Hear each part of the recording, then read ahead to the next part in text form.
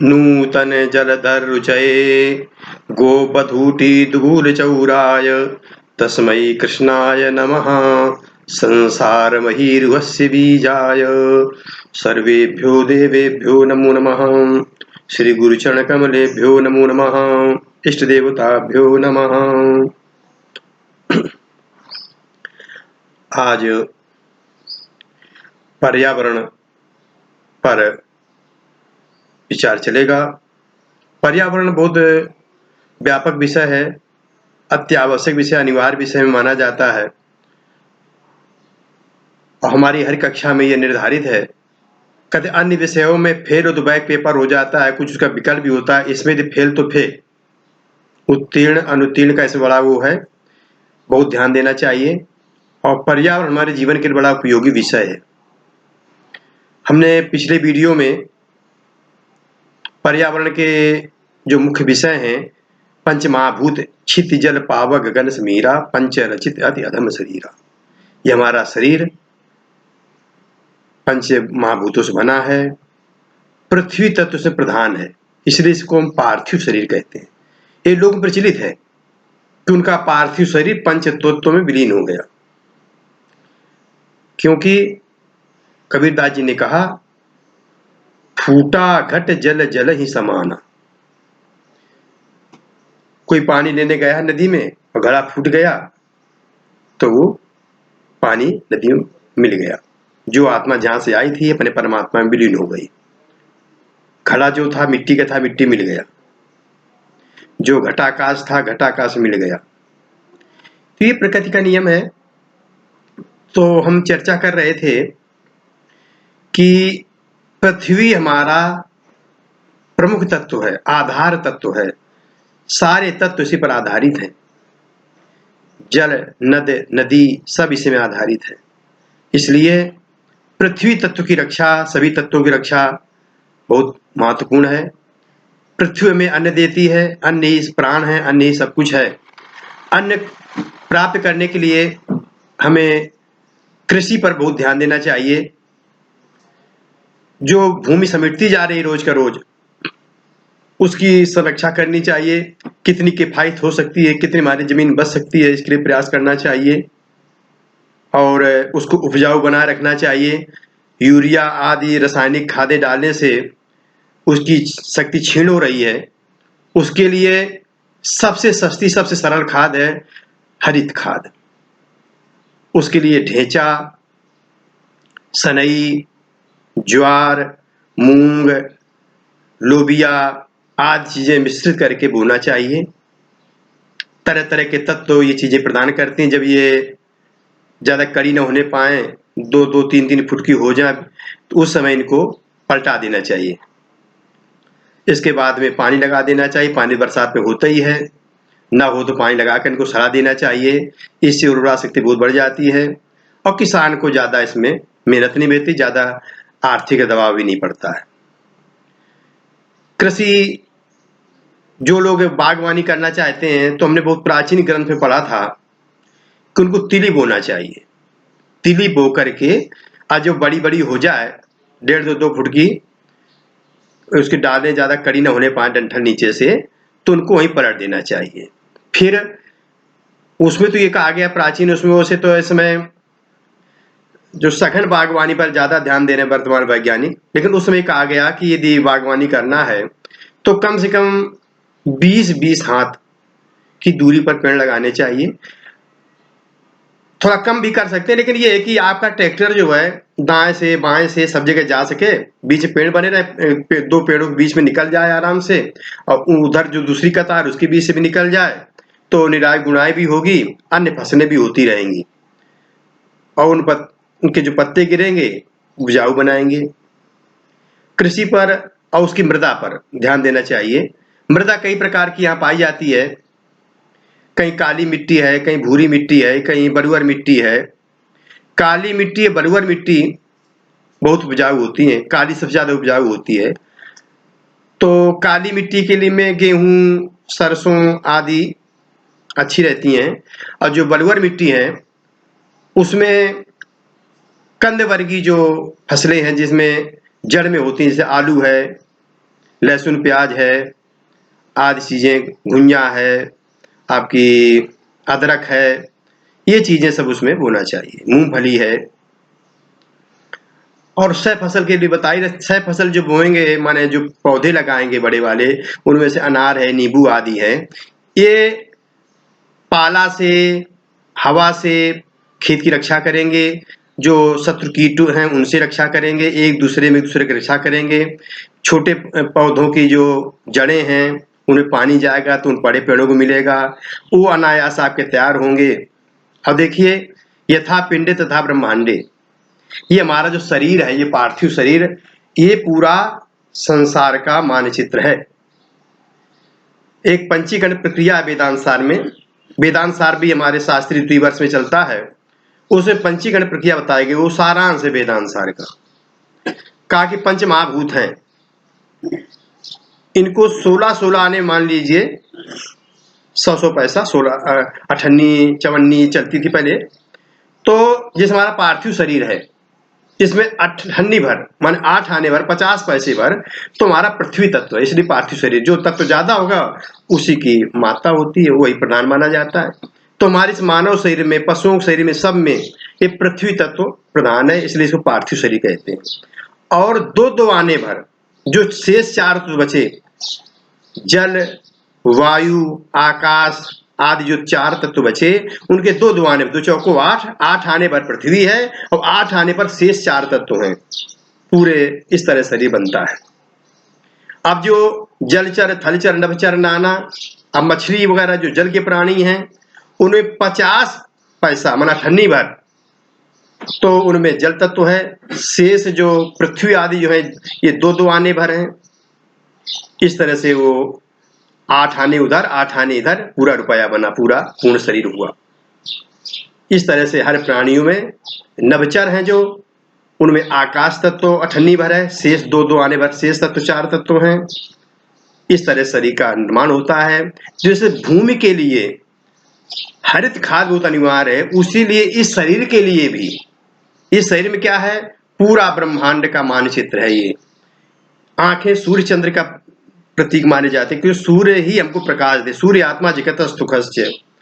पेट हमारा क्या है, समुद्र है, जो खाते हैं इसमें समा जाता है। और नस नाड़ियां, ये सब नदी हैं। ये हमारा शरीर है। तो इसको यदि स्वस्थ बनाना है तो हरित वस्तुओं का, हरी सब्जियों का प्रयोग ज्यादा करना चाहिए। उनमें से पालक है और तरोई बहुत महत्वपूर्ण है। तरोई विषय हमने इतना पढ़ा है कि तरोई खून बनाने की मानो मशीन है। जिसको रक्ताल्पता हो, वो यदि तरोई का सेवन करे तो तरोई सेवन करने से उसकी रक्ताल्पता दूर हो जाती है। पथरी जिसको हो, इसके सेवन से पथरी दूर हो जाती है। जिनको बालों का रोग हो, असमय बाल झड़ रहे हो, पक रहे हो, वो तरोई को पहले बिना छीले छोटे टुकड़े में सुखा ले, फिर उसको तीली के तेल में या सरसों के तेल में उसको जला ले, बिल्कुल उसका तेल बना ले। वो तेल लगाने से बाल ठीक हो जाते हैं, बाल का झड़ना कम हो जाता है, पकना कम हो जाता है। इस तरह से कद्दू भी पथरी रोग का बहुत बड़ा दुश्मन है, पथरी रोग को दूर करता है। आंतों में जो चिकनाहट हो जाती है, आंतों में जो दोष आ जाते हैं, उसको कद्दू ठीक करता है, फाइबर भूत होता है। और हरी सब्जियों में अधिक से अधिक सेवन करना चाहिए। पालक बहुत गुणकारी है, पालक को ढंग से धो लेना चाहिए। घर में कर सके तो अच्छी बात है, नहीं तो फिर उसको ढंग से गर्म करके उसको सेवन करना चाहिए। लौकी बहुत अच्छी चीज है, इसमें ब्लड प्रेशर और रक्त दोष, कैंसर आदि जो रोग बढ़ रहे हैं, लौकी उनके लिए बहुत रामबाण है। लौकी का जूस पीना बहुत गुणकारी है। और कहते हैं लौकी और चने की दाल बनाई जाए तो उसकी पौष्टिकता कई गुना बढ़ जाती है। इसके सेवन करने से जो क्षार तत्व उसमें होता है बहुत बढ़ जाता है, और जो विषाक्त पदार्थ शरीर के, वो पृथक कर देती, शरीर को स्वस्थ निरोगी बना देती है। रोग प्रतिरोधक क्षमता इस समय वर्तमान परिप्रेक्ष्य में बढ़ाना बहुत जरूरी है। इसलिए हित भुक, मित भुक, ऋत भुक, ऋतुओं में जो उपलब्ध हो उसका सेवन करें। करेला, करेला भी बहुत बड़ा रोगनाशक है, इसको समय समय पर सेवन करना चाहिए। सर्दियों में जैसे मेथी आती है, मेथी का सेवन, कड़वी चीजें हैं, इनका सेवन करना चाहिए। हम सेम की चर्चा कर रहे थे, पिछली वीडियो में चर्चा किया था। तो सेम जो है, जो कृमि रोग होता है, आंतों में कीड़े हो जाते हैं, उनको ठीक करता है। सेमी का पेड़ घर में है तो जो कहीं भी चकत्ता पड़ा हो, कोई दाग पड़ा हो, उसका रस, पत्तों का रस दे उसमें लगा दें तो चकत्ता ठीक हो जाता है, उसका विषैलापन दूर हो जाता है। तो ये हमें भूमि संरक्षण के लिए बहुत ध्यान देना चाहिए। और बहुत पहले हमने प्राइमरी में पढ़ा था कि मिट्टी किसान का धन है। मिट्टी का क्षरण, अपने खेत का जो मिट्टी है उसका क्षरण नहीं होना चाहिए, उसमें अच्छी मेड़ बनाना चाहिए। बरसात के पानी जितना अधिक रुकेगा उतने आपके खेत उपजाऊ होगा। और कुछ खेत को अंतराल बीच में देना चाहिए, महीना 2 महीना का, ताकि उसकी उपज बढ़े, उसकी उर्वरा शक्ति बढ़े। जैसे मई का महीना चल रहा है, इसमें खेत को जुता देना चाहिए, उसके जो दूषित कीटाणु हैं, शत्रु कीट हैं, मर जाएं। इसके बाद में बरसात, यदि पानी की व्यवस्था है तो पहले ढेंचा वगैरह बो दीजिए, नहीं तो बरसात आने पर बो दीजिए। इसमें जानवर बहुत बढ़ रहे हैं, जानवरों का, जंगली जानवर, सुअर आदि का बड़ा आतंक हो रहा है। इसके लिए अपने खेत में आप लोग, सब लोग, नींबू की परिधि बना लें आसपास से, या करौंदा बहुत अच्छा है, उसके ऊपर तो आपको फसल भी देगा और जानवरों से रक्षा भी करेगा। और एक हमने और शोध किया था, पढ़ा था कि जानवरों से, जंगली जानवरों से बचने के लिए कहाँ तक क्या करें। अभी तो इतनी जल्दी तो पेड़ सब तैयार नहीं हो जाएंगे। तारबंदी करना, जिनके पास एक खेत यहाँ एक खेत वहाँ, तारबंदी करना भी कठिन है। वो लोग गोबर घोल कर के छिड़काव कर दे कूचा वगैरह से। या एक और अच्छा है कि 5 किलो दही में, घर में मट्ठा दही कुछ मिल जाए, उसमें 1 किलो लहसुन कुचल के डाल दीजिए।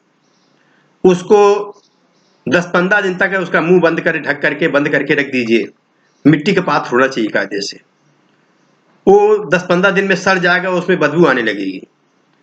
बदबू कोई हानिकारक नहीं है उसकी। उसमें 10 गुना पानी मिला करके और कूचा वगैरह से लेकर के फसल में छिड़क दे, 15 दिन तक उसकी महक बनी रहती है। उसके प्रभाव से न उसमें कोई तोता, चमगादड़, बंदर, आप तार भी बांध दे सकते तो बंदर आ जाएंगे, बंदर नुकसान करते हैं फसलों का, कोई नहीं आएगा आपकी फसल में। ऐसे 10-10, 5-5 दिन में वो कर दें और तैयार करते रहें। और हमने जीवामृत के विषय में चर्चा किया था कि जीवामृत बनाने की विधि बड़ी सरल है। एक 200 लीटर ड्रम ले लीजिए, उसमें 100 लीटर पानी भर दीजिए। पहले उसमें खली डाल दीजिए 5 किलो, उसका पानी तैयार करिए।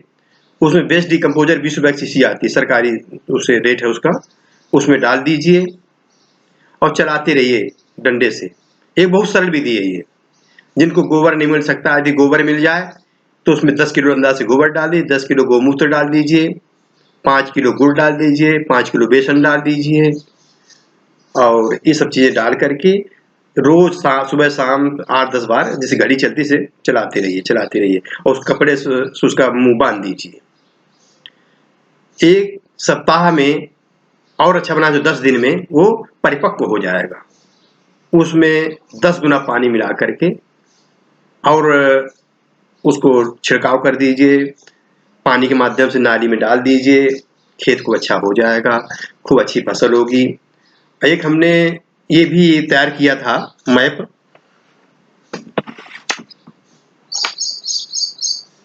ऐसा एक मैप तैयार किया कि ऐसे खेत है, चारों तरफ नाली बन जाए और 10-10 फुट पर ऐसी नाली चली जाए। उनमें जो 2 पतली नाली है, 4 फुट की नाली होगी, एक तरफ तो बड़े पेड़ लगा दीजिए, उसकी नाली की एक तरफ 10-10 फुट की दूरी पर। आप चाहें बेरी लगाना चाहें, अनार लगाना चाहें, संतरा लगाना चाहें, वो लगा दीजिए। और उन 2 पेड़ों के बीच में 2 पपीता लगा सकते हैं। उसके अपोजिट साइड में कद्दू वर्गीय जो फसलें हैं, कद्दू लगा सकते हैं, और ये तरबूज लगा सकते हैं, खरबूजा लगा सकते हैं, खीरा लगा सकते हैं। ये चीज लगा दीजिए। ये पेड़ पास पास में होंगे दूसरी तरफ। तो इससे क्या है, आप नाली में आपको पानी की बचत करना चाहिए। इसमें पानी बड़ी समस्या हो रही है, जिसमें कम पानी वाली जो फसलें हैं उनको करना चाहिए, नाली नाली पानी जाएगा और आपके दोनों तरफ उसी के साथ वो पेड़, बड़े पेड़ सिंचते रहेंगे।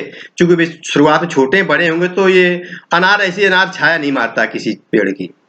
आप पपीता की भी खेती कर सकते हैं, साथ में कद्दू वर्गी, और इसके साथ में आप बीच में अरहर भी डाल सकते, कुछ भी डाल सकते हैं। कई तरह की फसलें एक साथ ले सकते हैं। और अपने देश को अन्न की परम आवश्यकता है। अपने यहाँ जनसंख्या बहुत ज़्यादा है, जनसंख्या है तो अन्न बहुत चाहिए। तो खूब किसान उपजाऊ खेती बनाएं, खूब उपज करें, और इसी से हमारा देश समृद्ध होगा। पर्यावरण के विषय में पृथ्वी माता की जयकार बोलते हुए अपने व्याख्यान को ये पूरा करते हैं। जयतु भारतम, जयतु संस्कृतम, एतावता ब्रह्मामि। हरि ओम तत्सत, हरि ओम तत्सत, हरि ओम तत्सत।